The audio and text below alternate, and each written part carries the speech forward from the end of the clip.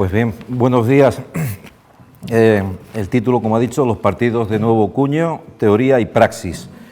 Lo primero que tengo que decir es que a quien se le ocurrió el título, pues seguramente pretendía recortar la cuestión, ¿verdad? Pretendía parametrizar la cuestión en cuestiones de teoría y cuestiones de práctica relativas a los partidos políticos de nuevo cuño. Pero teoría y praxis no recortan nada. En general, cuando se utilizan estos dos conceptos, pues parece que la materia a la que se aplican queda completamente agotada. Así cuando pueden encontrar, por ejemplo, manuales que se llaman Teoría y práctica del cultivo de la patata, ¿no? Y ahí está agotado todo, o teoría práctica del violonchelo, ¿eh? Entonces, parece que está todo totalmente agotado. ¿Por qué? Pues porque teoría y praxis, o teoría y práctica, son dos conceptos que nosotros llamamos lisológicos, es decir, lisos, en donde las especies han quedado anegadas en el género. Mira qué bien.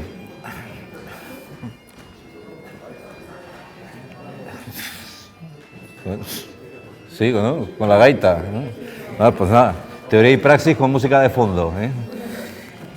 Quiero decir que un concepto lisológico, que quiere decir liso, no quiere decir vacío, quiere decir repleto de muchos significados que quedan completamente anegados al establecer una distinción tal que parece que es absoluta y que todos los aspectos de la realidad quedarían totalmente ahí cubiertos, ¿verdad?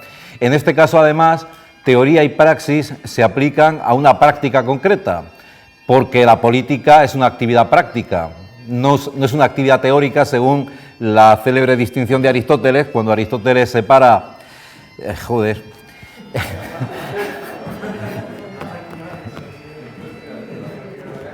Ya se acabó la gaita.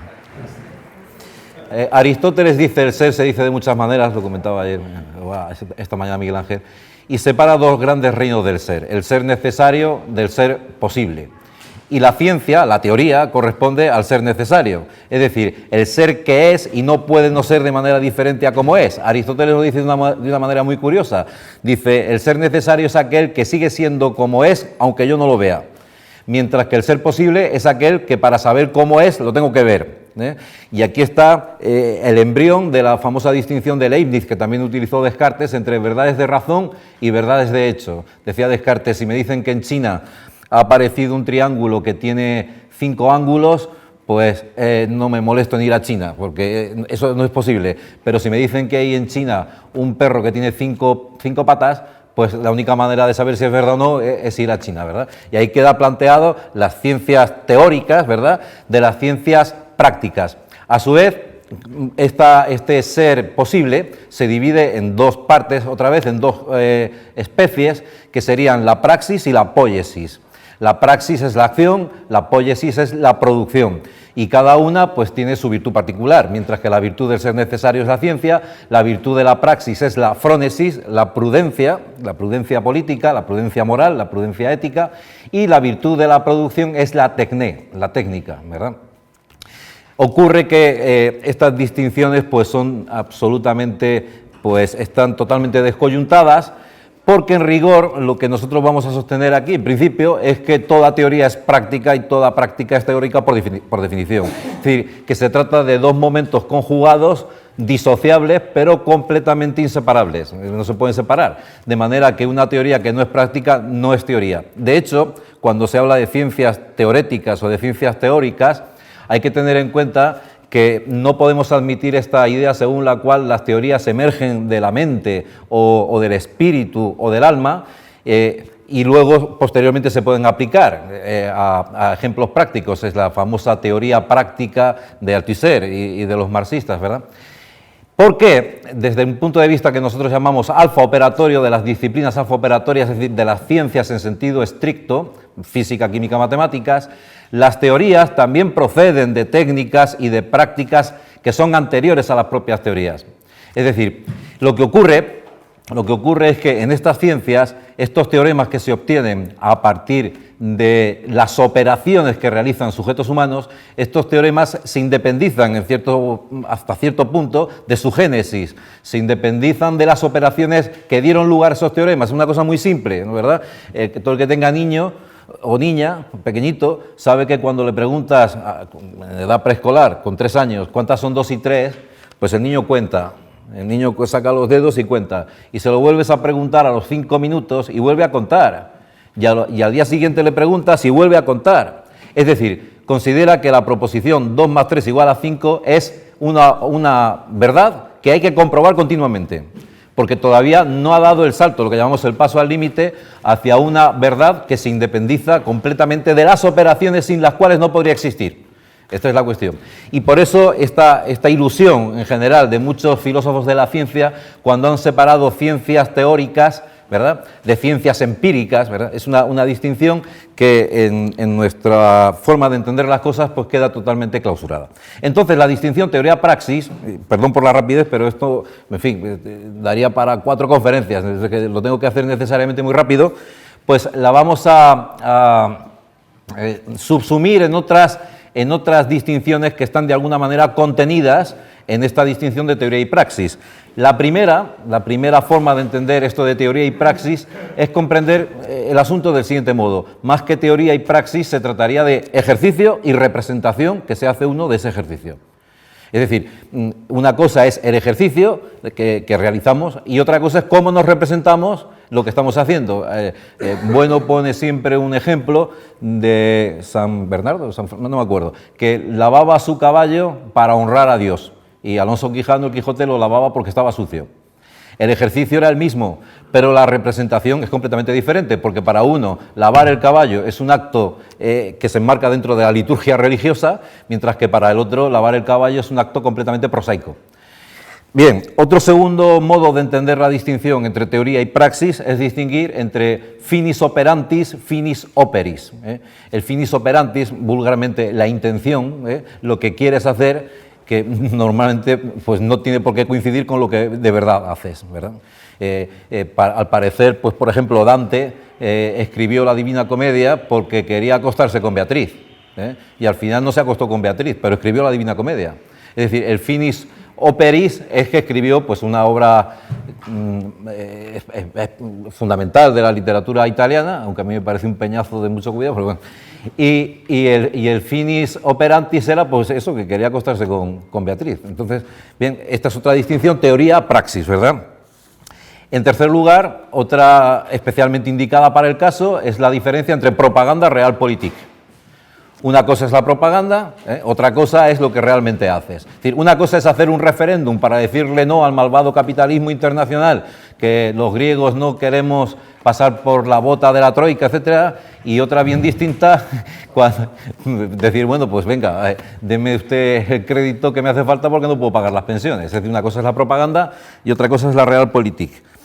Y finalmente, desde nuestra posición, lo que voy a defender aquí es que teoría y praxis en realidad son 2 momentos de una misma cosa.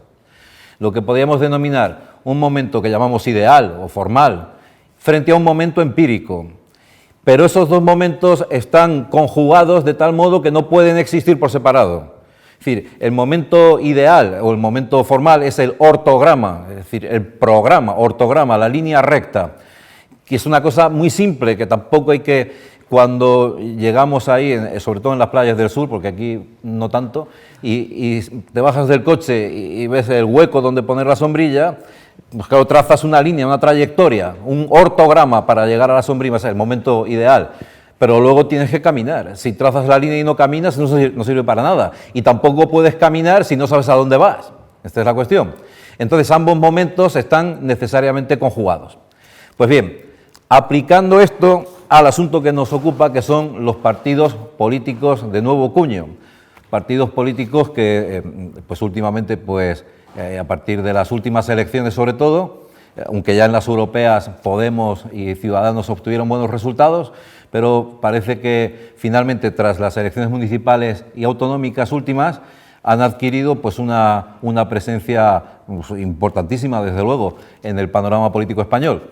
Partidos que surgen al calor de la crítica al bipartidismo, un bipartidismo que algunos tertulianos, etcétera, en televisión consideraban completamente agotado, por la corrupción que reina en el país o por la ausencia de recetas nuevas para poder encauzar la democracia española. Y entonces, al calor de esa crisis de los partidos tradicionales, del Partido Popular y del Partido Socialista, pues unos nuevos partidos han surgido y parece que efectivamente pues han llegado para quedarse. Y ahora mismo pues están determinando el gobierno de ayuntamientos y el gobierno de comunidades autónomas, aunque no han llegado al punto todavía en donde puedan gobernar en solitario con mayorías absolutas, sí que por lo menos tienen la fuerza, que no es menor, la fuerza de determinar cómo se gobierna en tal comunidad autónoma o cómo se gobierna o cómo se ejerce el mandato en tal ayuntamiento. El primero que vamos a tratar aquí es el partido de Pablo Iglesias, Podemos. Como es sabido, Podemos surge a partir de una serie de acontecimientos que van ocurriendo. El primero de ellos es un programa que se emitía por YouTube, que se llamaba La Tuerca, que es un programa de una escasa audiencia, pues la que pueda tener un programa de esta naturaleza en YouTube. A partir de ahí hay un paso adelante cuando Hispan TV, que es la cadena de la República Islámica de Irán, compra a la productora de Pablo Iglesias, compra un programa que se llama For Apache. Este ya es un cierto salto, pero todavía se mantiene ahí en un nivel que no es especialmente pues, pregnante para el resto de la sociedad española. Sigue teniendo pues, sus acólitos, sus seguidores, pero todavía no ha dado el salto definitivo. Un salto que se produce en los mass media cuando Intereconomía, por los motivos que sean, fundamentalmente seguramente porque pensaron que había que dar imagen de, pues eso, de tolerancia con otras opciones, de variedad, de tal, o bien también porque se pensaba que Podemos era la fórmula ideal para debilitar al Partido Socialista. El caso es que en El Gato al Agua, pues día sí y día también, aparecía Pablo Iglesias, ahí enfrentándose a los tertulianos, que en general, lo voy a decir con todo el dolor de mi corazón, pues no tenían armas para enfrentarse a Pablo Iglesias. Esta es la cuestión, porque todos los tertulianos en general, y con alguna excepción, estaban imbuidos del fundamentalismo democrático. El fundamentalismo democrático les hacía caer una y otra vez en la trampa de Pablo Iglesias, que se presentaba como un hombre sosegado, con una imagen muy vendible para los medios, de manera que cuando se le atacaba una y otra vez por el asunto de Venezuela o por el asunto de Irán, estas cosas a la gente le parecían pues muy lejanas, ¿verdad? Que, bueno, aquí no vamos a ser nunca Venezuela, aquí no podemos ser Irán, les parecía muy lejanas, y Pablo Iglesias, en general, por las veces que yo le vi, quedaba como triunfante en aquellas tertulias, porque no había herramientas suficientes para desarmar el discurso demagógico, una demagogia absoluta de Pablo Iglesias. Y entonces esto hizo que diera un salto también en cuanto a la imagen pública de Pablo Iglesias.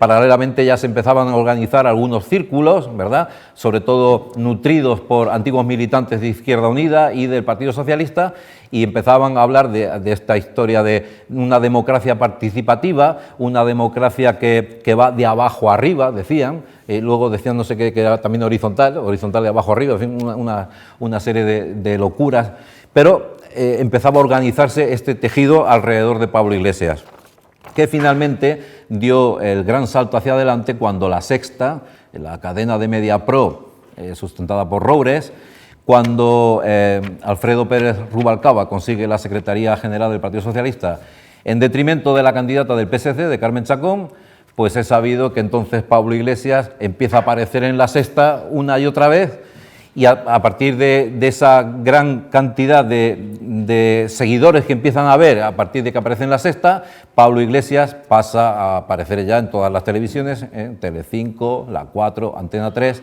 y se convierte pues en una figura mediática, ¿verdad? Bien, ¿cuál es la teoría? Este es el asunto, es decir, ¿cuál es el momento ideal, el ortograma de Podemos? Bueno, normalmente pues, ha sido considerado en general como un partido de izquierdas, pero claro, un partido de izquierdas es no decir nada, porque la izquierda, para empezar, es una idea absolutamente desfasada completamente, como la de la derecha. Esta dicotomía izquierda-derecha, ayer lo mencionaba Gustavo, es algo que tiene que ser ya superado porque no sirve para articular la realidad política, sobre todo tras la caída de la Unión Soviética. Entonces, cuando se dice que es de izquierdas o que se busca la unidad de la izquierda, pues habría que saber realmente qué se está diciendo. Gustavo Bueno ha separado la izquierda en dos grandes géneros otra vez, el género de la izquierda definida y de la izquierda indefinida, que lo toma él de una frase de Largo Caballero, cuando le dijo a los de la CNT en la Segunda República: señores, hay que definirse. Bueno, el criterio para definirse es el Estado. Llamamos a las izquierdas definidas, 6 corrientes de izquierda definida: la izquierda jacobina, la izquierda, que es la izquierda prístina, los que se sientan, como es sabido, a la izquierda del rey en la Asamblea Constituyente Francesa, la izquierda jacobina, la izquierda liberal, que es un invento español, la izquierda socialdemócrata, la izquierda comunista, la izquierda anarquista y la izquierda asiática, la izquierda maoísta. Esas son 6 generaciones de izquierdas definidas por relación al Estado. Pero hay otra izquierda que es una izquierda indefinida, que unas veces es una izquierda divagante y otras veces es una izquierda extravagante. Mucho antes de la existencia de Podemos, Gustavo Bueno escribe lo siguiente acerca de la izquierda fundamentalista. Yo solo voy a leer porque es una descripción en regla y en forma de lo que es la ideología de Podemos. Y todavía no existía cuando escribió esto Gustavo Bueno. Dice Gustavo Bueno, en El mito de la izquierda, dice lo siguiente. Es un libro de 2003, o sea que fíjense ustedes, Dice lo siguiente: la izquierda fundamentalista ya no se definirá por criterios inmediatamente políticos, que incluso serán desdeñados, sin perjuicio que de vez en cuando expresen sus simpatías o sus repulsas por alguna corriente definida de izquierdas, pero sin excluir jamás del todo a las otras. La izquierda es siempre la misma. Esta sería la idea. Se caracterizará por criterios preferenciales o valores muy dispares, pero que se mantienen tenazmente asociados. Por ello, esta izquierda promoverá con carácter prioritario la necesidad de educar en valores, es decir, en sus valores, a la juventud y al pueblo en general. La izquierda fundamentalista proclamará el multiculturalismo o la sociedad abierta, la tolerancia exquisita de unas culturas ante las otras. Esta tolerancia irá vinculada al pacifismo, al diálogo y a la subestimación de cualquier signo externo de nacionalismo canónico, la bandera, por ejemplo. Aun cuando paradójicamente esta izquierda no desdeñará la defensa de los nacionalismos fraccionarios ni a sus respectivas banderas. Su guía fundamental, la Declaración Universal de los Derechos Humanos. Su cruzada, la abolición de la ejecución capital, juntamente con la defensa de la eutanasia de los enfermos terminales o inválidos irreversibles. Al paso, defenderá la capacidad legal de adopción de niños por parejas homosexuales, preferirá la escuela pública frente a la privada y los alimentos vegetales frente a los animales. La izquierda fundamentalista se decantará por el ecologismo, por el recelo ante las grandes obras públicas, la izquierda contra el cemento, por su sensibilidad ante el impacto ambiental de ciertas obras, por el conservacionismo de la naturaleza, rechazos de proyectos de desviación de ríos, de desecación de lagos, de fracking últimamente también, por la defensa de la biodiversidad, aunque todavía no se han visto movimientos izquierdistas en defensa de los hermanos siameses, animales o humanos, e incluso por la defensa del paisaje natural. Esta es la definición de izquierda fundamentalista que, como el parámetro del Estado ya no está operativo ahí, pues está disuelta en un supuesto humanismo metafísico, que es precisamente el proyecto de la famosa nueva izquierda, de la izquierda para el siglo XXI, que ha arraigado especialmente en ciertas cátedras en Cuba o en Venezuela, en donde el marxismo ha experimentado una especie de inversión a sus orígenes, cuando señalan, por ejemplo, el primer manuscrito de Marx, en donde Marx habla del ideal del humanismo, un Marx joven que todavía pues, no había generado la teoría del materialismo dialéctico, o por lo menos todavía no la tenía bien construida.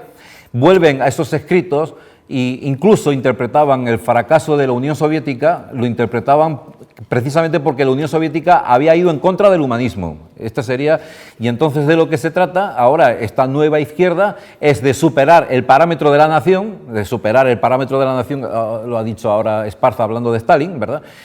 Y volver otra vez a alcanzar esa plataforma de la humanidad, que es una plataforma que se da pues por encima, como es natural, de las banderas de las naciones particulares.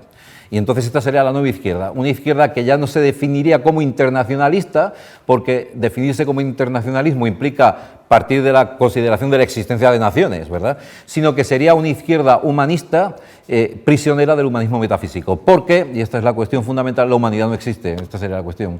Humanidad es un concepto otra vez lisológico, porque la humanidad, bueno, existe desde el punto de vista biológico o zoológico, incluso a lo mejor pues para un teísta existe desde el punto de vista teológico, todos somos hijos de Dios, pero desde un punto de vista político, humanidad no es un concepto político, porque las unidades políticas son los estados, estados enfrentados a muerte, estados que necesariamente están en una dialéctica, como bien pues, se supo ver Stalin en su momento, una dialéctica que implica que el buen funcionamiento de unos, depende del mal funcionamiento de otros o de la imposición de estos sobre los otros. Es decir, que la dialéctica de estados, Gustavo ayer nos ilustró sobre este asunto, pues es importantísima y esta nueva izquierda pasa por encima de estos asuntos. De manera que pues esta es el encasillamiento, la clasificación que podemos hacer de este nuevo partido político como un partido de izquierda fundamentalista, que por tanto pues,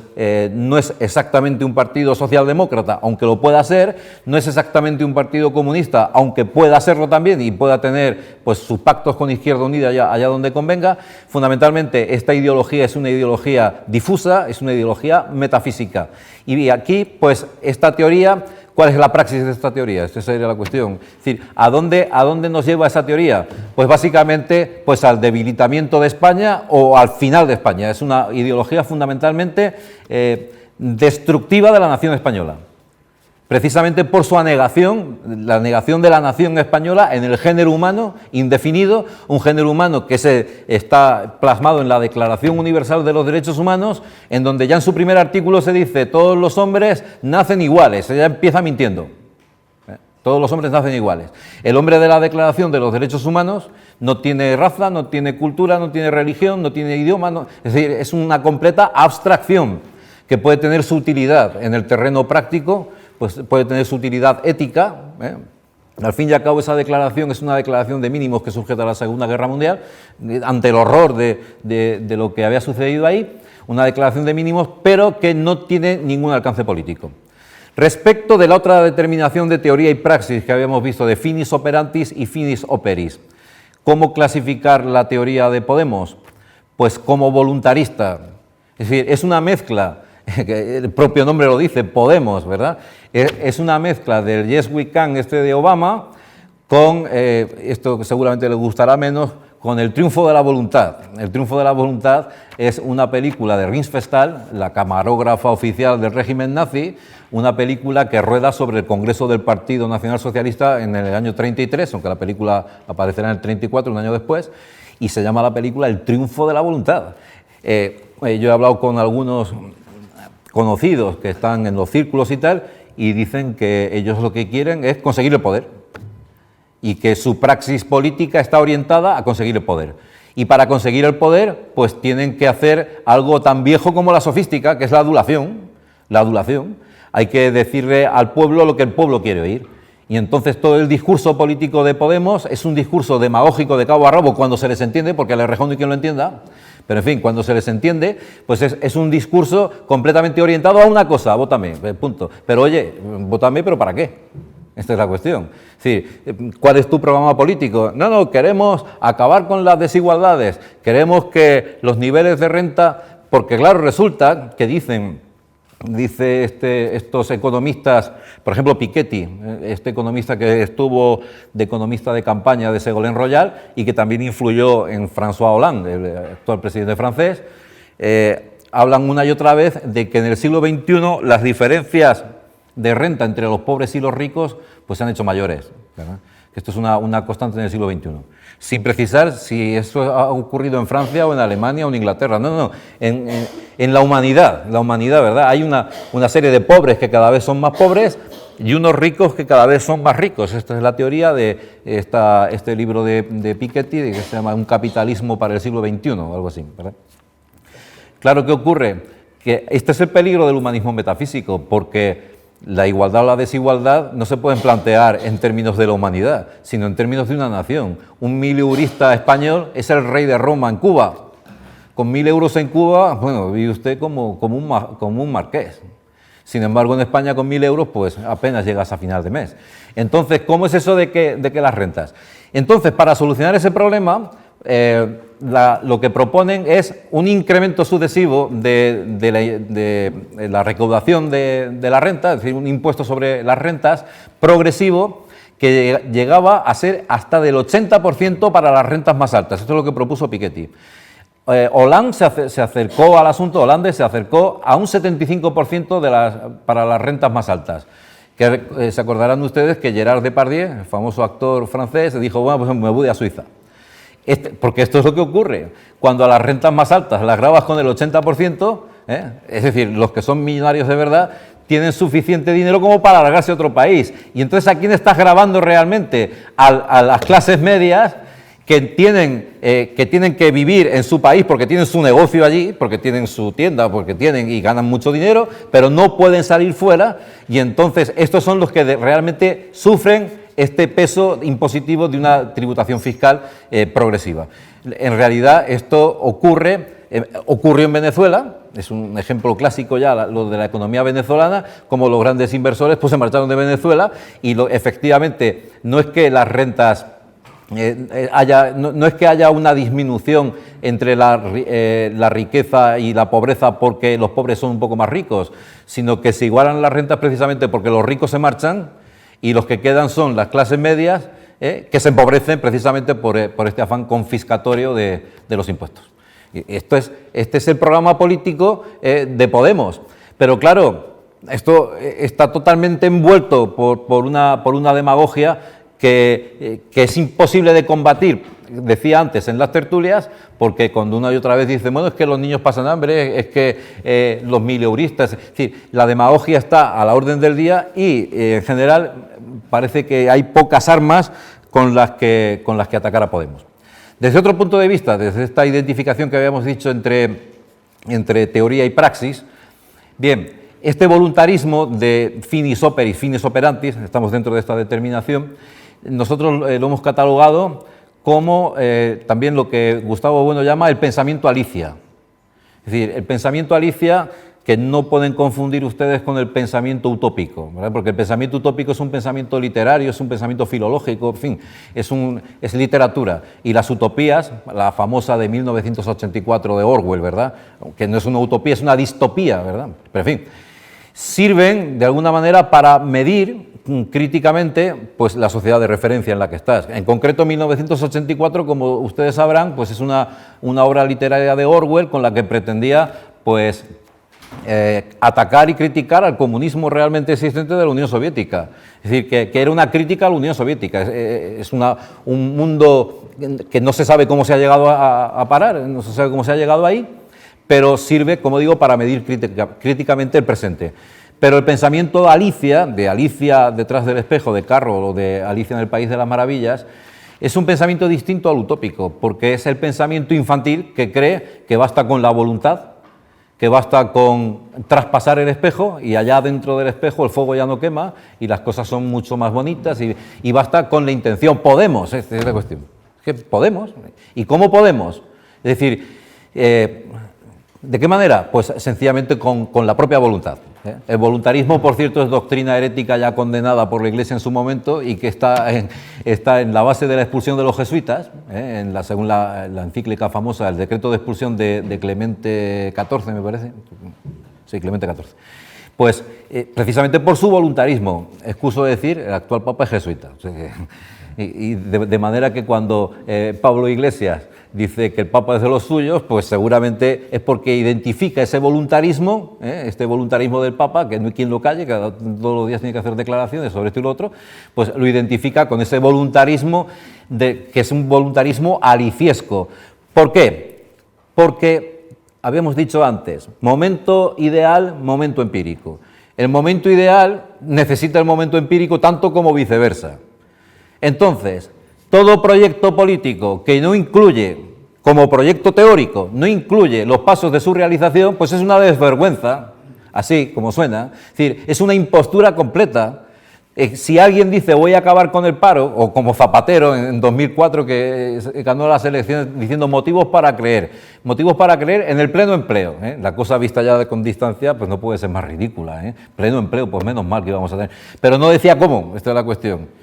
Estos son los famosos programas políticos, ¿eh? Que uno empieza a leer el programa político de cualquier partido político en un ayuntamiento y dice, pues vamos a construir tantas escuelas y vamos a hacer no sé cuánto y tal. Oye, pero ¿y cómo lo vas a hacer? Bueno, ya veremos, tú también.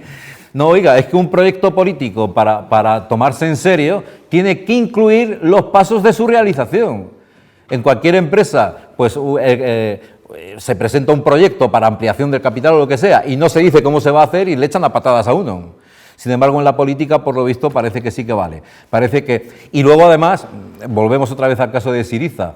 Cuando no puedes cumplir con el programa político, dices, no, pero es que no es culpa mía, es que me han obligado, es que realmente yo no he podido hacer otra cosa, que es la misma cantinela de Zapatero en la segunda legislatura, cuando subió los impuestos, cuando la crisis ya no la podía disimular, tuvo que tomar unas medidas muy impopulares, ¿verdad? Y entonces se presentó con cara, ¿verdad?, el pobre, qué pena que tengo, que he tenido que hacer esto en contra de mi voluntad. Coño, pues dimite, ¿no? Esa es la cuestión. Lo de Syriza, este espectáculo es lamentable. Cosa más lamentable, voy a hacer un referéndum, me dicen que no, y entonces yo digo que sí. Pues coño, no hagas el referéndum. Es una cosa increíble, ¿verdad? Entonces, esto se produce por la desconexión, ¿verdad? La desconexión entre el momento empírico y el momento formal, o el momento ideal. Parece que uno tiene una voluntad y unas ideas, ¿verdad? Y que esas ideas, pues luego va a intentar ponerlas en práctica. Pero como no me dejan, pues entonces digo, bueno, pues es que no me dejan votarme otra vez, porque aunque yo haga lo mismo que los otros, por lo menos que sepáis que estoy en contra. Y esta es la idea de Podemos, que al parecer pues ha convencido a alguno, ¿verdad? En cuanto este finis operantis, en cuanto esta voluntad toma sustancia política, pues ¿cuál es la política práctica de Podemos? Esta sería la cuestión. Pues ya lo hemos visto, ¿verdad? Lo hemos visto ya a partir de las elecciones municipales y autonómicas, ya se ha visto con claridad. ¿Con quién pactan? Pues han pactado con Bildu en Navarra, con Geroa Bay, pues es lo mismo, ¿verdad? Han pactado con los nacionalistas, con los secesionistas, están pactando con ellos, ¿eh? O bien están dándole el apoyo al PSOE, o bien recibiéndolo del PSOE, ¿eh? Con lo cual, esta idea que muchas veces se ha dicho de que Podemos y Pablo Iglesias eran el PSOE 2.0 o Felipe González 2.0, coinciden, por ejemplo, en el eslogan. El eslogan del 82 de Felipe González, todos se acordarán, fue por el cambio. Y esto es la palabra cambio, el cambio, es una palabra retórica porque el cambio se puede dar en muchos sentidos. También los nazis querían cambiar. En concreto querían cambiar las morfologías. Los niños judíos los querían convertir en jabón, lo cual supone un cambio. ¿O no? Eso es un cambio. Claro. Entonces, el cambio es otra vez algo totalmente desparametrizado, que no se sabe a qué se refieren. ¿Cambiar para qué? Me acuerdo de un individuo de estos del movimiento 15M que llevaba una camiseta que decía, discúlpenos, señor, disculpe las molestias, estamos cambiando el mundo. El hombre iba todo orgulloso con esa camiseta, disculpen, estamos cambiando el mundo. Y pensé, pero ¿en qué sentido estás cambiando el mundo? Claro, porque si lanzas una bomba nuclear estás cambiando el mundo. Claro. Entonces hay que parametrizar el asunto. Pero en este sentido, pues lo que hay es una carga de demagogia brutal por parte de Podemos y en la práctica, pues a pesar de que hay cierta indefinición y a pesar de que hay personas dentro de Podemos que al parecer, pues en alguna ocasión, bueno, yo conozco a un par, que son partidarios de la unidad de la nación española y están en Podemos. Pero claro, están en Podemos ahí como, pues qué sé yo, a título de inventario, ahí están, pero no tienen ninguna posibilidad de que esas tesis vayan a prosperar ni en los círculos ni en ninguna parte. Círculos que por otra parte, y esto es curioso, es una contradicción también muy, muy curiosa de Podemos, ¿verdad? Que cuando Podemos roza el poder, es decir, cuando Podemos, bueno, lo roza y lo adquiere, porque en Madrid, por ejemplo, o sea, a través de una marca blanca, pues gobiernan, ¿verdad? Entonces Pablo Iglesias hace una cosa con los círculos que es desactivarlos completamente. Toda esta idea de una democracia participativa popular que va de abajo a arriba y que hay que escuchar al pueblo porque el pueblo, bueno, no dicen el pueblo, ni siquiera hablan del proletariado, porque claro, eso es un anacronismo, hablar del proletariado, hablan de la gente, Qué cosa también más abstracta no puede ser la gente, ¿verdad? Es decir, nosotros somos el partido de la gente, dicen. Pues entonces, ¿qué pasa? ¿Que los que votan al PSOE, al PP o a Ciudadanos, nosotros no son gente, que son gentuza? Pues, a ver, ¿esto qué es? Nosotros nos identificamos con la gente, somos el partido de la gente, ¿eh? Es una cosa impresionante. Bueno, pues estos círculos ya están totalmente desactivados, totalmente neutralizados, y Podemos funciona según la norma del centralismo democrático. Habría que preguntarle a Pablo Iglesias por qué lo que es bueno para su partido no es bueno para España. Es decir, ¿por qué la norma del centralismo democrático?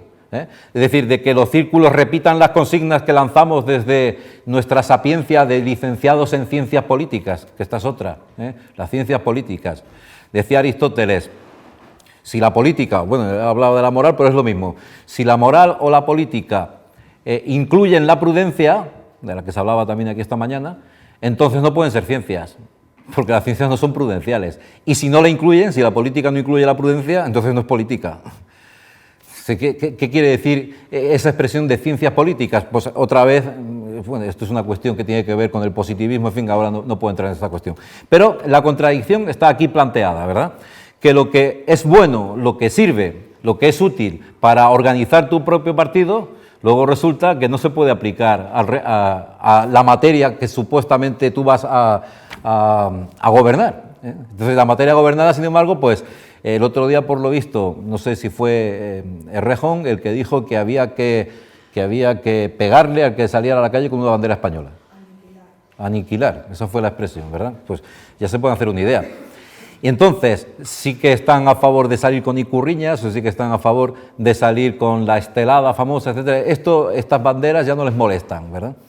Pero es curiosa esta contradicción, ¿verdad? La contradicción de cómo yo me organizo, en principio, como un partido que sigue las consignas de una cúpula de sabios políticos, con una sabiduría científica de la política, mientras que a esa materia organizada por mi partido político, pues considero que no, que lo que tiene que haber es, pues eso, que básicamente que España es una nación de naciones, una cárcel de naciones, que es lo que se decía, ¿verdad? Un país de países. Que habría que decirle a él, y entonces también puede existir el círculo de círculos, ¿verdad? Claro, el círculo de círculos no se puede construir. Se puede construir, por ejemplo, un triángulo de triángulos equiláteros, pero un círculo de círculos no. Es decir, que son las propias contradicciones materiales las que nos hacen, pues, en principio, desconfiar muchísimo, por mucho que demagógicamente estos hagan igual que los sofistas. Los sofistas, decía Gorgias, cuando voy a Atenas, pues hablo a los atenienses y les digo lo que los atenienses quieren oír. Claro, no les voy a decir que los espartanos son, ¿verdad? Pero cuando voy a Esparta digo lo contrario. Y entonces, pues estos en Cataluña son separatistas y en Murcia son centralistas. Eso es muy, muy curioso. ¿Por qué? Porque, lo digo, me lo han dicho a mí expresamente, lo que buscamos es conseguir el poder de la forma que sea. No nos importa vestirnos de esta manera o de la otra, se trata de conseguir el poder. Cuando ya lo tienen, o al menos parcialmente, o unas franjas de poder importantes, interesantes, cuando ya lo han obtenido, pues ya vemos realmente cuál es la realpolitik. Es decir, más allá de la demagogia, la realpolitik es pactar con los separatistas. Bien, pues esto es lo que hay.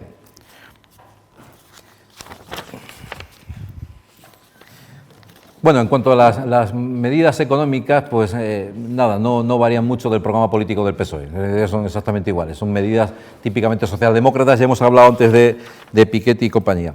En cuanto a las expectativas de este partido, pues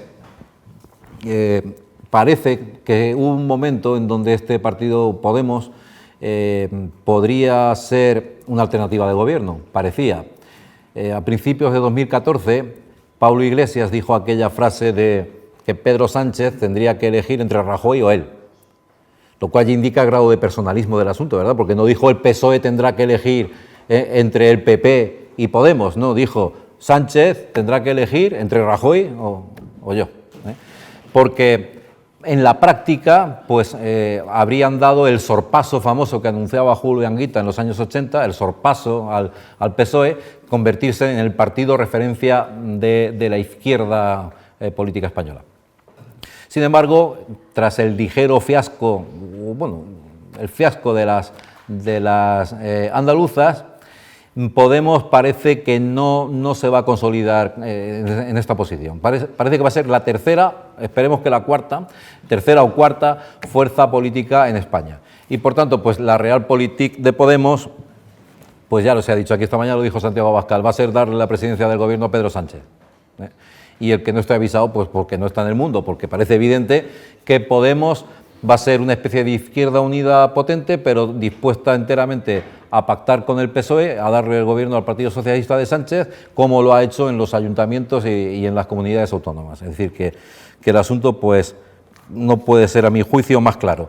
Desde la perspectiva de Denaes, tenemos que decir que salvo un cambio revolucionario dentro de Podemos, impulsado por algunos círculos, cosa que es totalmente impensable, en principio, porque ya digo, los círculos están completamente bloqueados, pues hay que considerar que en principio Podemos es un enemigo de la nación española y uno de los partidos que con mayor virulencia habrá que vigilar desde Denaes.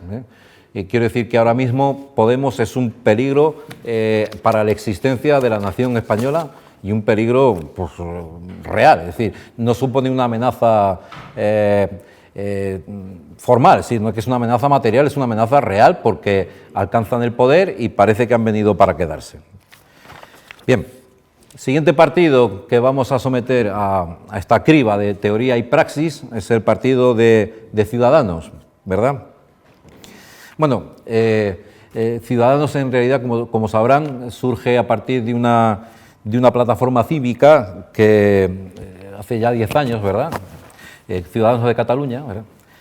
En donde estaban Alberto Boadella, estaba Javier Nart, Arcadi Espada, que hicieron un manifiesto en donde, pues, ante la intolerable imposición del nacionalismo catalán, pues pedían la creación de un partido que representara a las personas que no se sienten identificadas con el credo nacionalista.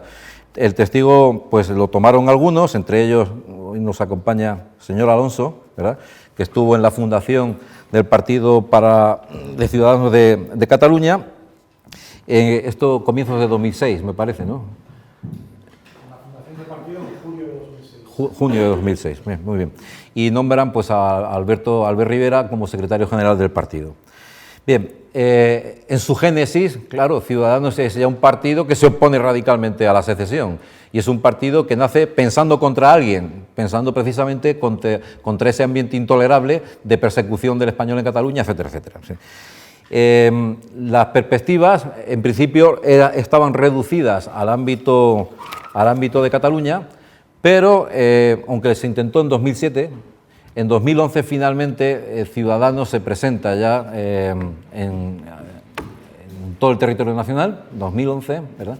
Y en estas últimas, pues como es sabido, en las municipales han conseguido presentarse en todas las comunidades autónomas, ayuntamientos, etcétera, etcétera. Bien,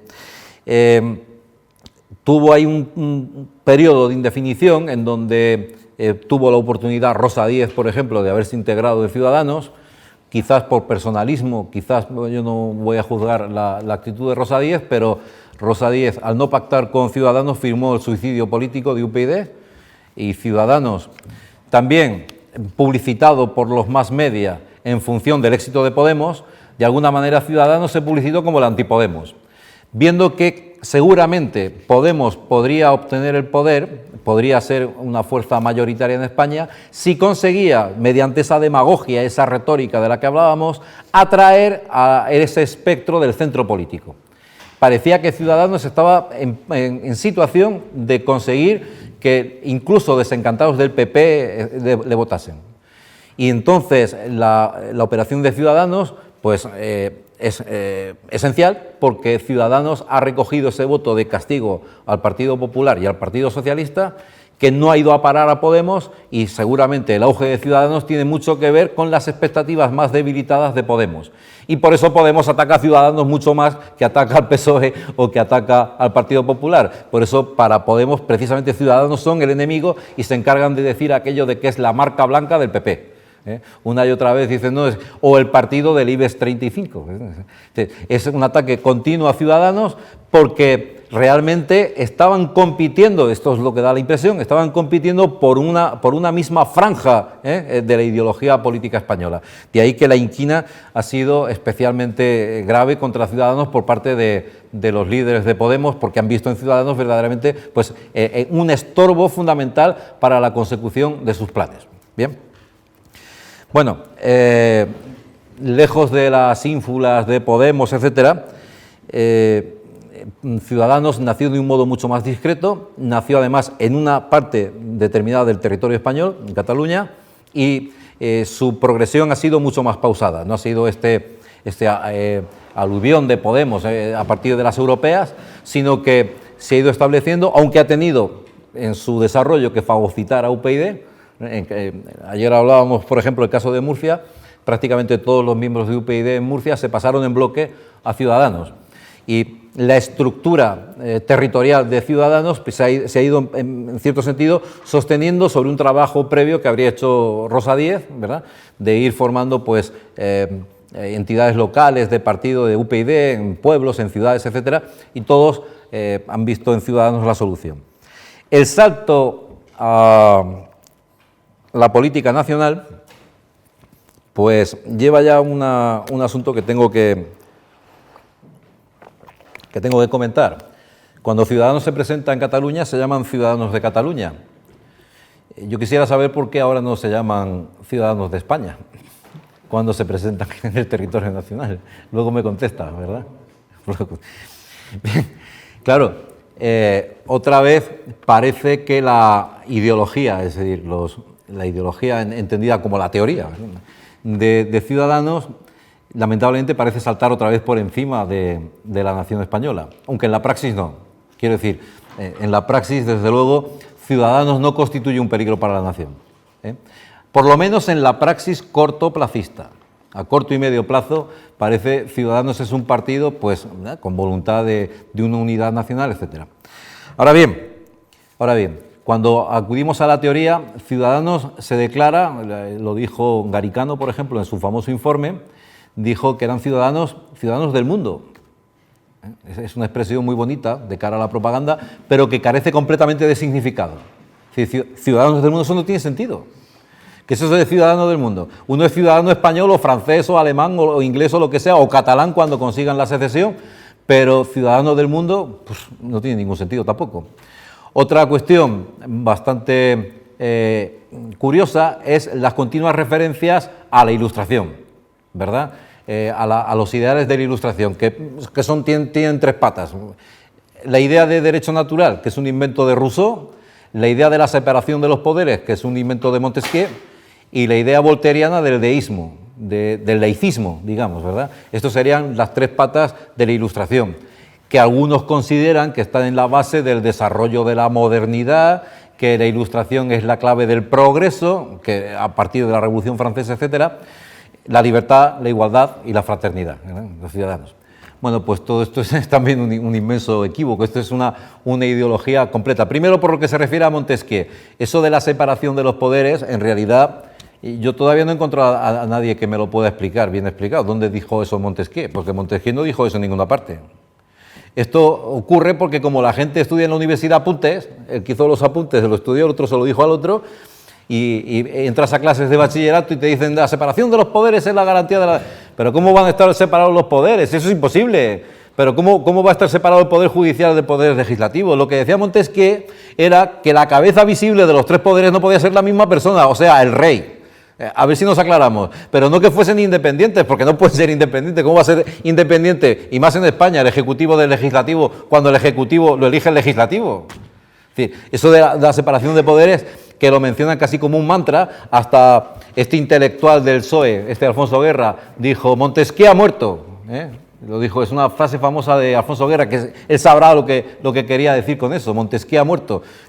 Bueno, lo que quería decir es pues lo que tenemos, que los jueces se erigen por cuotas, ¿verdad? Y que a lo que llaman democratizar la justicia consiste en jueces para la democracia, jueces progresistas, y la asociación de la judicatura, que son los del PP. Cuando, claro, la judicatura pues tendría que funcionar de modo independiente por meritocracia y no por partitocracia. A lo que llaman democratización de la justicia ha sido la introducción de la partitocracia en la justicia. Esto parece bastante evidente. Bien, entonces la Ilustración pues es una ideología que es verdad que ha tenido pues una enorme difusión, pero a escala propiamente ideológica, porque a escala práctica, y esto quien lo vio con claridad fue Marx, cuando dijo que aquellos principios de la Ilustración, la libertad, la igualdad y la fraternidad, pues se habían convertido en artillería, infantería y caballería. Estos eran los... Claro, Napoleón no estaba en Babia. Sabía que para imponer la famosa Declaración de los Derechos del Hombre y del Ciudadano, pues lo primero que había que es entrar con la artillería, con la caballería y dominar el país. Y por eso pues invadió Austria, España y todo lo demás. Esta es la cuestión. Aquella Declaración Universal de los Derechos del Hombre y del Ciudadano que promulga la Asamblea Francesa, a la que inmediatamente el Papa se opone, pues claro, la pregunta es con cuántas divisiones cuentan los franceses para imponer esto en todo el mundo. Bueno, ahora que después de escuchar a Esparza, ¿verdad?, estas ideas de la Ilustración, ¿verdad?, en el Islam, pues que ya la cosa no puede ser más ridícula. Entonces, ya digo, a corto o medio plazo no es de esperar que Ciudadanos sea, no lo es, de hecho, una amenaza para la nación española, y le deseamos el mayor de los éxitos, desde Denaes, dicho sea de paso. Pero en esta escala, como digo, ideológica, sin perjuicio de que luego pues, se produzca otra vez la desconexión entre este momento formal, que es puramente pues eso, demagógico, de cara a la galería, de cara a publicitar un producto.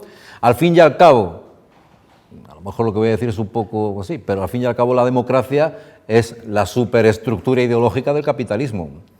Es decir, los partidos políticos tienen que vender como tienen que vender los detergentes o tienen que vender... es decir, no hay democracia si no hay mercado pletórico de bienes.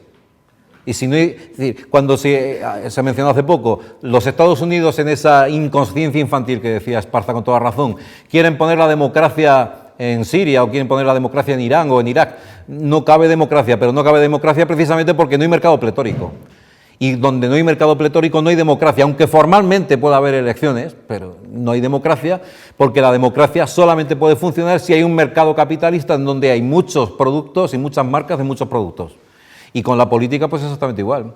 Y entonces por eso, quizás de modo inconsciente o sin saber esto, se habla de marcas blancas, marca blanca del PSOE, marca blanca, es decir, porque se está homologando lo que es la estrategia del marketing, que naturalmente opera también en los partidos políticos. Y es evidente que uno no puede ganar las elecciones, pues a lo mejor diciendo la verdad, o diciendo lo que de verdad va a hacer, aunque lo sepa, y tiene que edulcorar, tiene que pues hacer un envase bonito para que el producto sea atractivo, con colorines, para que la gente lo vea y diga, pues mira, qué bien. Y por eso el auge de Podemos, porque vuelvo a insistir, no hay que despreciar del todo a los sofistas, Los sofistas tienen pues una inteligencia práctica grande, y este Pablo Iglesias la tiene, naturalmente. Por fortuna, Rivera también la tiene. Quiero decir que la imagen pública de Rivera es incluso mejor que la de Pablo Iglesias. Son jóvenes, son atractivos, hablan bien, con propiedad, y entonces el producto está bien vendido por ambas partes, ¿verdad? Bien, y entonces digo que esta desconexión entre el momento formal, el momento ideal, entre la teoría y el momento empírico, la praxis, la realpolitik, pues puede de alguna manera atenuar esta sensación que tengo yo después de leer el programa político de Ciudadanos, sobre todo este informe de Garicano, Garicano, que es un profesor de economía. En la parte económica hay que decir que adolece este informe adolece de un defecto fundamental, y es que no tiene en cuenta que la economía es fundamentalmente economía política y no cálculo mercantil. Quiero decir que desde el punto de vista del cálculo mercantil el informe es impecable de Garicano. Ahora, desde el punto de vista de la economía política, claro, la economía política, volviendo a esto, es una actividad práctica, no es una actividad científica, alfa operatoria, decimos. En la actividad económica los teoremas no pueden ser segregados de las operaciones. Y por tanto la actividad económica no se puede segregar de los planes y programas, de los proyectos políticos. Y en este sentido, pues,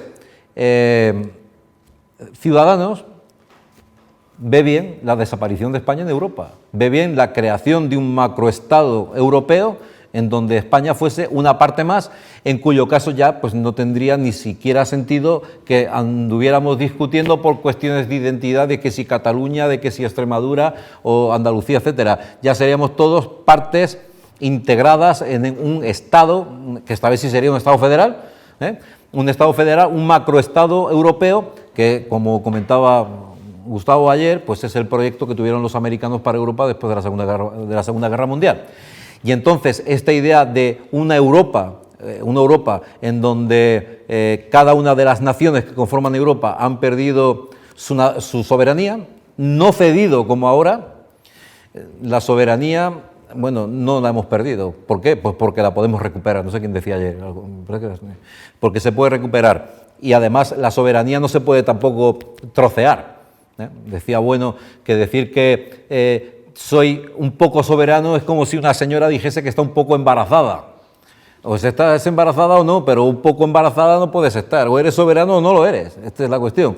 No se puede cuartear la soberanía. Bien, entonces, este proyecto de Ciudadanos, en la medida en que esta apelación a Europa sea algo más que mera retórica, en la medida en que de verdad incluya, que no lo incluye, pero en la medida en que incluya los planes para esa integración, claro, eso no depende de Ciudadanos, porque, como también decía ayer Gustavo, ahora resulta que lo más europeo que hay es no ser europeo. Por ejemplo, con el ridículo aquel del famoso referéndum por la Constitución, que no era Constitución, que era un tratado, el ridículo que hicimos en España, que fuimos los únicos que votamos a favor, porque alemanes y franceses votaron en contra. Y aquí pues votamos a favor según una filosofía que se llama la filosofía de los morancos. Los morancos lo expresaron con toda exactitud, dijeron, si los políticos que no gobiernan dicen que esto está bien, es porque está bien. Esa es la filosofía. Si lo dice el PSOE y lo dice el PP, pues debe estar muy bien porque se han puesto de acuerdo. Esta gente que tanto discute, ¿verdad? Que no se ponen de acuerdo en nada, se ponen de acuerdo en Europa. Entonces Europa es la solución, según aquella máxima orteguiana que también ha sido mencionada por aquí. Bien. Otra de las propuestas que a mí me han parecido completamente extravagantes en el programa político de Ciudadanos es esta idea que también se mencionó esta mañana del trilingüismo y de la inmersión en inglés, ¿verdad? Que es la misma idea del Partido Popular. Ahora prácticamente la enseñanza secundaria, yo soy profesor de enseñanza secundaria, pues las asignaturas estrella de la educación secundaria y del bachillerato pues son fundamentalmente el inglés. Esta es la asignatura fundamental, el inglés, hasta tal punto de que tienes al profesor de matemáticas explicando matemáticas en inglés, al de ciencias naturales explicando ciencias naturales en inglés, porque el inglés es la lengua franca, porque el inglés es la lengua que nos va a abrir muchas posibilidades, etcétera. Bueno, todo esto tendrá mucho que ver seguramente con la deriva que la transición y sobre todo a partir del triunfo de Felipe González en el 82, el desmantelamiento de la industria, el desmantelamiento de la capacidad productiva de los españoles, pues nos convirtió en el solarium de Europa y en la fuente de producción de camareros que naturalmente pues tienen que saber inglés, porque tienen que atender al turismo, entonces el inglés es fundamental. Y luego el que adquiere conocimientos suficientes como para no tener que ser camarero, pues tiene que aprender inglés para irse a trabajar al extranjero, porque aquí, ¿dónde vas a trabajar? Si las empresas son extranjeras y te van a pedir siempre el nivel máximo de inglés. Entonces el inglés se ha convertido, pues el inglés para un español hasta hace poco, pues no servía para nada. Con la plataforma del español, 500 millones de personas que hablan español en el mundo, con la penetración del inglés en Estados Unidos, en California ya al parecer el número de hispanohablantes empieza a superar al número de anglohablantes en California, es decir, que la expansión del español es imparable. Y ante esto, yo recuerdo cuando estábamos en México hace unos meses, Gustavo y yo, que en México no veíamos ni un solo letrero en inglés, no ponen stop, ponen pare. Y entonces, pues todas estas cuestiones de Cataluña, del País Vasco, de las señas de identidad, dicen, las señas de identidad, cosa más ridícula no puede haber, eso de las señas de identidad. Cuando, por ejemplo, se les concede eso, ya se les concede demasiado, porque señas de identidad, ¿qué es la identidad? Claro, las señas, todos ustedes saben que las señas es lo que se pone en un sobre, y se llaman señas porque señalan a una sustancia, en este caso la casa donde vivimos, entonces son las señas. Entonces las señas remiten, son alotéticas, es decir, señalan a otra cosa, señalan a una sustancialidad que está indicada en una señal.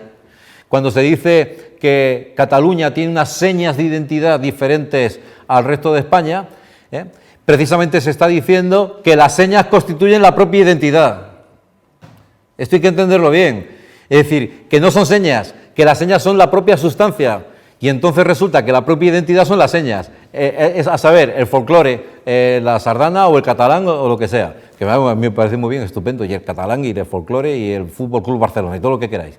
Pero ¿cómo que señas? No señalan nada. No hay señas de identidad porque no hay identidad porque la identidad son precisamente las señas. Y esto es una cosa completamente artificial. Las señas no señalan nada, ellas mismas son la propia sustancialidad.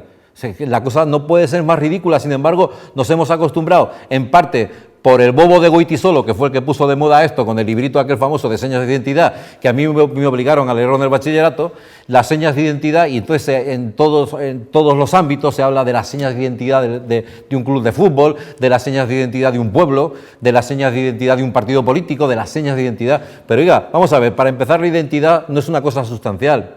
La identidad, por ejemplo, de una persona es algo que se va modulando en la medida en que uno va pues creciendo, evolucionando, aprendiendo, etcétera. La identidad no es una cosa sustancial, no es una sustancia metafísica que subyace por abajo y de vez en cuando salen como unas chispas que nos avisan que aquí abajo hay pólvora, ¿verdad? Esas son las señas que indican esa sustancialidad eterna e inmutable, ¿no? Porque Cataluña se ha ido haciendo y se ha ido haciendo en el mismo proceso de formación de la nación española. Es completamente ininteligible sin España. Dirán, no, pero es que somos diferentes. Bueno, ¿y qué? ¿Y qué? Es que ustedes quieren imponer la unidad, la igualdad. Es que, vamos a ver, la unidad se dice precisamente de lo diferente. Porque la unidad de una cosa consigo misma no puede ser más tonta. Decir que yo soy igual a mí mismo. Entonces, la igualdad siempre es identidad o igualdad sintética de una cosa con otra que es diferente. Cuando hablamos de la igualdad de los españoles, partimos precisamente de la diferencia. Y entonces esta idea que siempre, bueno, yo esto se lo he escuchado precisamente a Pablo Iglesias, es decir, es que ustedes no defienden la identidad de los pueblos hombre, que no defendemos la identidad, es que esa identidad no está dada de antemano, sino que se está construyendo en el mismo proceso en el que usted quiere cortar. Esta sería la cuestión. Y por eso digo, o decía antes, que no hay forma de pararle los pies en una tertulia a Pablo Iglesias si no se abandonan estas ridiculeces de las señas de identidad o del fundamentalismo democrático, etcétera. Es decir, que no hay herramientas para pararles, no existen esas herramientas. Y en buena parte, pues el triunfo de Podemos, bueno, el triunfo, de momento, el relativo éxito de Podemos obedece precisamente a la falta de un contradictor que sea potente. Que, como digo, pues la Esperanza de Ciudadanos, que parece que por lo menos en el terreno empírico, en el terreno práctico, ha puesto un coto y le ha puesto un límite a Podemos. Bien, decía esto del trilingüismo, del bilingüismo. Vamos a ver, en España solo hay una lengua oficial. ¿Qué es eso de que el catalán es cooficial? En España la lengua oficial es el español, que no el castellano, el español. En España y en México y en Chile y en Uruguay, en 40 sitios. Y que todo el mundo no es que tenga el derecho a hablarla, ni la obligación de hablarla, es que lo hablan realmente. Es que en Cataluña todo el mundo habla español. Yo todavía no he conocido en mi vida a un catalán que no hable español. Igual lo hay, en algún pueblo perdido por ahí, a ver los hay, bueno, es posible, peor para él, esta es la cuestión, peor para él. Y no digamos un individuo que solo hable euskérico florido este que se han inventado, el euskera, no hay. Es decir, el español no es ni siquiera la lengua franca, es nuestra lengua, es la lengua de los españoles. Y entonces, pues la educación se tiene que dar pues, en español en todos sitios. Sin perjuicio de que, por ejemplo, en los centros de primera infancia y tal, pues se utilice la lengua materna, claro. Si el niño no habla español, pues hay que enseñarle, y hay que enseñarle español en catalán, por ejemplo. ¿Por qué? No por odio al catalán, que a mí me parece estupendo, vamos, yo cuando era joven me aprendí todas las canciones de Serrat en catalán. Y me encantaba, ahora lo odio, pero entonces me llamaba la atención, ¿verdad? Y no se trata de odio ni nada, se trata de que si un individuo solamente habla catalán, por fuerza tiene que aprender a hablar inglés, porque con el catalán no va a ninguna parte, esa es la cuestión. Tiene que hablar inglés. Se está cerrando sus propias puertas. Si tú a un chico de Cataluña solamente le enseñas a hablar catalán, le estás obligando a permanecer en el terruño. No puede salir, no puede dar 2 pasos, salvo que aprenda inglés. Y entonces, pues por eso, este documento último de Arturo Mas, un documento sobre no sé qué, no me acuerdo, pues lo ha puesto en 14 idiomas, lo ha puesto en catalán, por supuesto, en inglés, en francés, en ruso, en chino, en suajili, en todos los idiomas, menos en español. Es una cosa curiosísima. O una cosa curiosísima, me acuerdo de visita por Tarragona, que me metí hasta un velatorio y todo a escuchar a la gente hablar, y hablaban todos español, en todos sitios, ¿eh? Pero no había ni un solo cartel en español en toda Tarragona. Todos estaban en inglés, en catalán o en francés. Sin embargo, yo no escuché a nadie hablar en catalán. Es verdad que habrá gente que hable, pero por donde yo me moví, ya digo que había un velatorio, ¿te acuerdas? Y me metí al velatorio y digo, coño, a ver qué hablan aquí. Pues nada, en español. Recuerdo a las chicas de una gasolinera a la que fui a echar gasolina, que hablaban con ellas, entre ellas estaban hablando en español y cuando entre ellos se dirigían a mí en catalán. Pero entre ellas estaban hablando en español. Claro, toda esta impostura, bien, esta idea de Ciudadanos de la educación trilingüe, pues seguramente será prudente. Seguramente será prudente porque el discurso en Cataluña no puede ser el mío. Yo no me dedico a la política, esa es la cuestión. O bueno, me dedico a la política porque es la lección quinta del temario de filosofía, pero no me dedico, no soy político profesional, ni Dios lo quiera. Bueno, tampoco pasa nada, alguien lo tiene que hacer, ¿no? En fin. Claro, hay gente pato. Eso le dijo el gallo. Bien, y entonces, seguramente la prudencia en el sentido práctico, pues puede obligar a que en el programa político de Ciudadanos, pues se hable de la enseñanza trilingüe, de la inmersión lingüística en inglés, ¿verdad? Que es otro de los proyectos de Rajoy, que además condecoran a Margaret Thatcher y le hacen una calle, le ponen su nombre en una plaza, ¿verdad? Margaret Thatcher, que recordarán, pidió bombardear Madrid. No sé en qué contexto, pero me suena a mí el asunto, el contexto aquel. Bueno, en cuanto a la economía, el proyecto económico de Ciudadanos, bueno, pues es una cosa que yo creo que también va orientada a... y además de modo muy inteligente, ¿eh? Aquí hay que reconocer que la inteligencia práctica desborda a raudales el programa de Ciudadanos, porque se declaran a la vez socialdemócratas y liberales. Dirán, ¿eso es imposible? Bueno, yo creo que no es imposible, porque hay una ecualización ahí constante de unas cosas y de otras, ¿verdad? Pero fundamentalmente digo que es una gran inteligencia práctica porque esto les permite pactar con el PSOE en Andalucía y con el PP en Murcia. O sea, quiere decir, como somos socialdemócratas y siempre que se cumplan unas exigencias, en el caso de Andalucía, pues que no haya imputados por corrupción, ¿verdad? En el caso de Murcia, no tanto, porque el actual presidente del PP pues parece que está imputado en algunas cosas, pero en fin, como todavía no se ha hecho público, en fin, pues ahí se puede mantener el asunto. Y entonces, pues, la política económica que expresó en el documento famoso de Garicano, que ya mencionaba antes, pues juega con estas 2 variables. Por un lado, afirman, desde luego no se apuntan a la tesis de Piketty y de compañía de gravar las rentas más altas, sino que se mantienen en un terreno mucho más racional, pero por otro lado también son partidarios de una tributación que permita limitar, redistribuir la riqueza entre todos los... Bueno, en consecuencia, diríamos que resulta pues, un tanto decepcionante para mí, al leer en profundidad el programa político de Ciudadanos, que un partido que surge precisamente como reacción ante las amenazas que tiene la nación española, pues ahora, esperando que me lo aclare Alonso, ¿verdad? Ahora no se llame Ciudadanos de España, esta sería la cuestión. Quiero que... Bien, y por último, como es la hora nos tenemos que ir, pues nada, muy rápidamente, el modelo de Estado de Ciudadanos, pues es la defensa del Estado de las autonomías. Esta es la cuestión. Esta mañana Santiago, que ya se marchó, hizo una crítica del modelo de Estado autonómico. Yo sobre esto de las autonomías, en principio no voy a decir nada. Que es un despilfarro, pues evidente, El otro día en mi colegio, en mi instituto donde trabajo, vino el director general de Calidad Educativa y Recursos no sé qué, conocido mío de Cerezo. Y vino en coche oficial, un director general de Educación en coche oficial. Entonces, bueno, pues supongo que dentro del programa político de Ciudadanos también está recortar todo este tipo de cosas, ¿verdad? Y por lo menos si tiene que haber autonomías, que el gasto sea un poco más racional. Yo nunca he entendido ni entiendo que pintan en mi provincia, en Murcia, 54 diputados. Que no lo entiendo. Más 30 consejeros, más 40 viceconsejeros, más 28 o 50 directores generales, más las secretarias. No lo entiendo. Una burocracia, además, insoportable. Y entonces, en este sentido, la crisis económica pues podría tener un buen resultado. Y es que precisamente tengamos que acabar con el estado de las autonomías, pero sencillamente porque no se puede soportar el gasto. Es decir que, bueno, pues nada, tengo que terminar. Muchas gracias.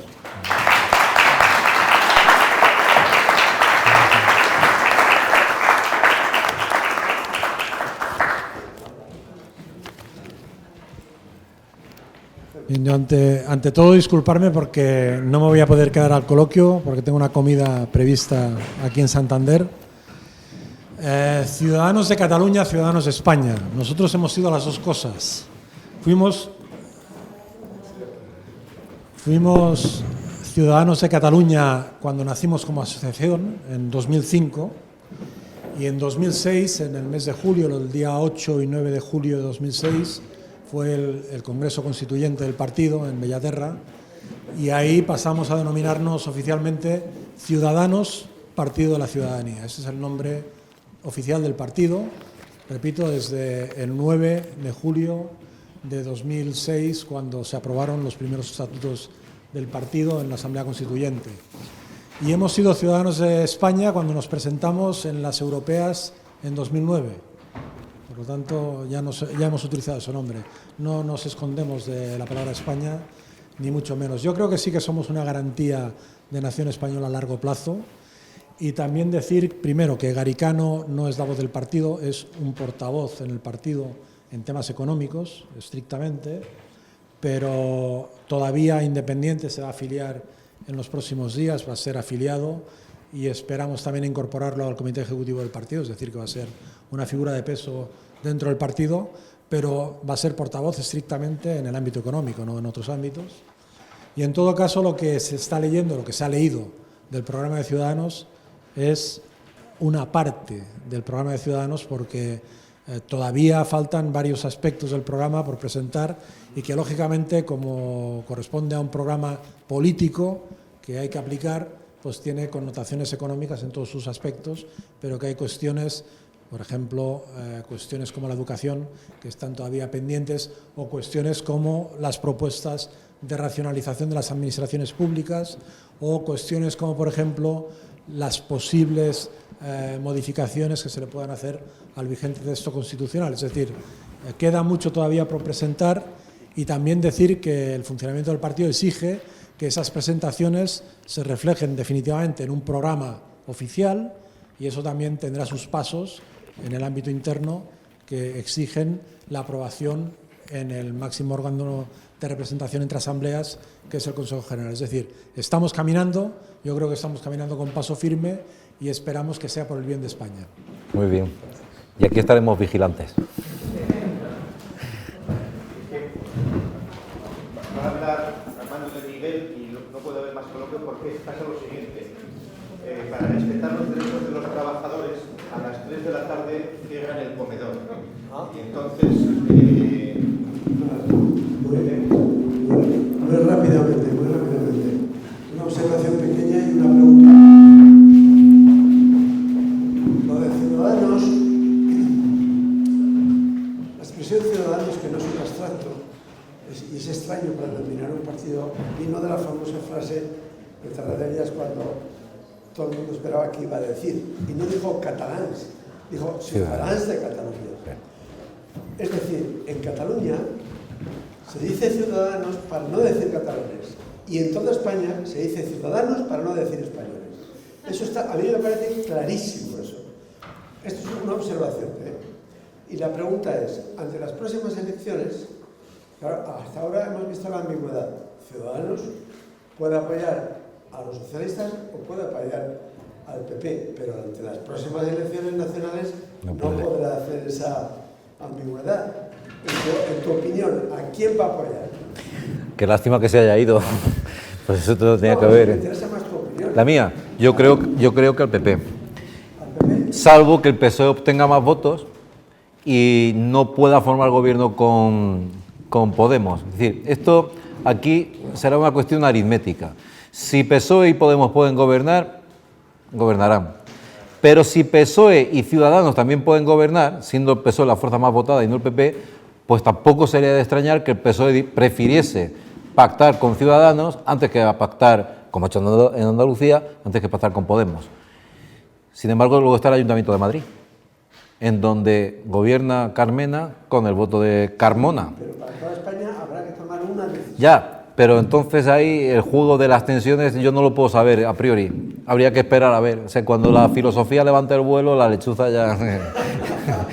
¿Verdad?